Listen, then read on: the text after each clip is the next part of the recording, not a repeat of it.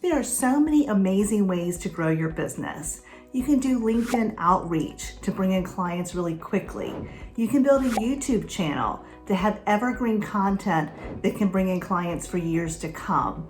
There's email marketing, sales funnels. There's so many amazing ways to grow your revenue and your profit. The problem is there are not enough hours in the day. And that's where hiring a marketing virtual assistant comes in. But I'm often asked, is it really safe to hire someone halfway around the world? Can I really trust them? I have to give them my passwords. How do I do this and feel secure that my business is going to be okay, that they're not going to sabotage my business or, put something out there that I don't want out there in the world.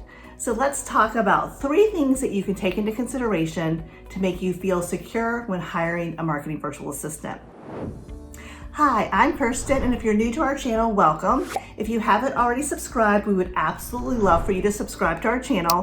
And please know we do these videos for you. So if you have any questions or any topics you'd like us to cover, please put it in the comments below. We do read all of our comments and get back with everyone. So let's talk about the 3 things that you can do so that you will feel safe and secure hiring a marketing virtual assistant. The first thing is we recommend hiring through a reputable company. We use onlinejobs.ph. So we have had great success, and so have our clients, with posting jobs there and finding amazing candidates. We also find that once you've started to build your team, you can ask your team members for recommendations. They'll often have friends looking for work, and that's another great way to find a great employee that you can feel really comfortable with. The second thing that's really important is your interviewing process. Let's face it, it doesn't matter where you look for people, there's always 1 or 2 bad apples in a bunch. But having a really good interviewing process is going to ensure that you hire an honest, ethical person. Now, we have a very detailed process, everything from job description to job post, how you start the interview off with email interview questions first, then you move into a Zoom interview, and then a second interview. So we really have a process to make sure that you're hiring someone that you really connect with and that you feel like you've learned enough information about to feel safe with.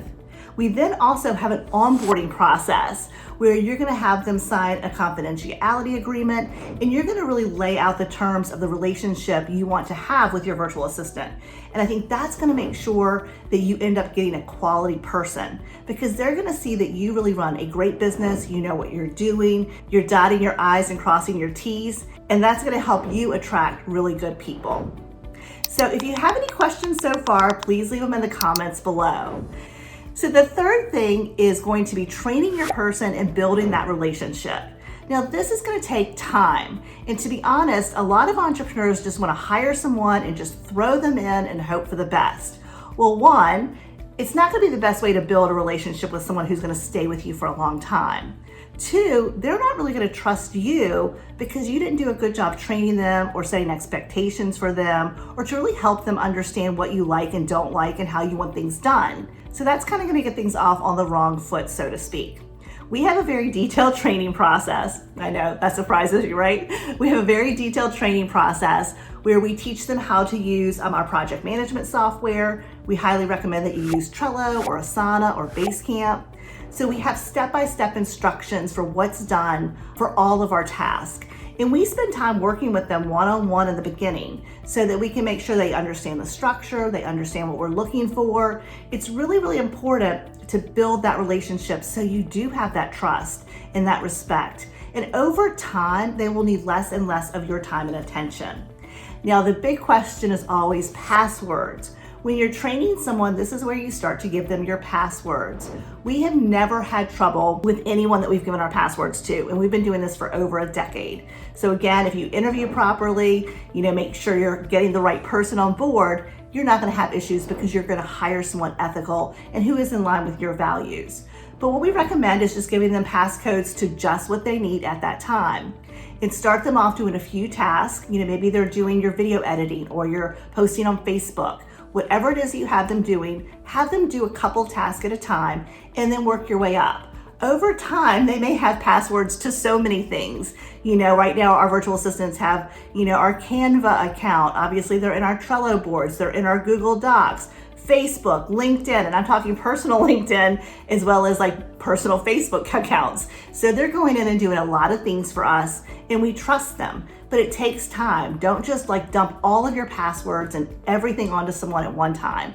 Build the relationship through a detailed training process. This will allow you to feel confident, and it'll give them the foundation that they need to do a great job.